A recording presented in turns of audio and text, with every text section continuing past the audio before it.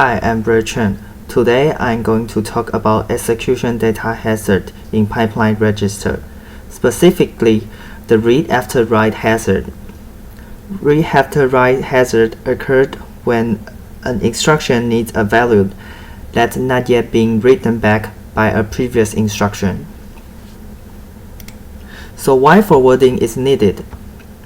In a pipeline design, different instructions overlap in execution, so we sometimes need to forward the ALU result from the execution stage to an earlier stage, such as instruction decoder, to avoid unnecessary stall. If forwarding is not used, the pipeline should, or let's say must, insert a bubble as shown in the figure. We see that this subtraction instruction only write back the value to register when it executes into the write back step, while the end need the write back result immediately at the second pipeline. So we need to stall two bubble to be able to use the register write back result. So this leading to a performance loss.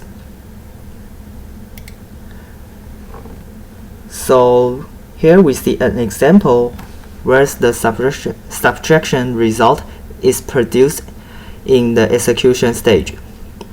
Since the next instruction requires the result immediately, forwarding allows the value to bypass the normal write back path and can be able to use by following instruction without stalling. Now let's see how this forwarding logic, this from memory to instruction decoder, like this, how do we implement it in hardware in our HDL? So a hazard occurred when the IDEX pipeline register needs a result that a previous instruction has not yet written. So we forward from EX memory pipeline register. We will also need to remember that the register number 0 in RISC-V is hardwired to 0, meaning that the forwarding logic should never treat number 0 as a valid destination register. This prevents incorrect forwarding decision. So here is a small example program. When the execution memory register is writing and the destination register is not number 0, then we can check whether the IDEX stage register equal to previous memory or execution register destination. If so, hazard happened. We will need to forward. At the bottom right of the slide, we build a multiplexer that illustrates the forwarding sources and how the forwarding works.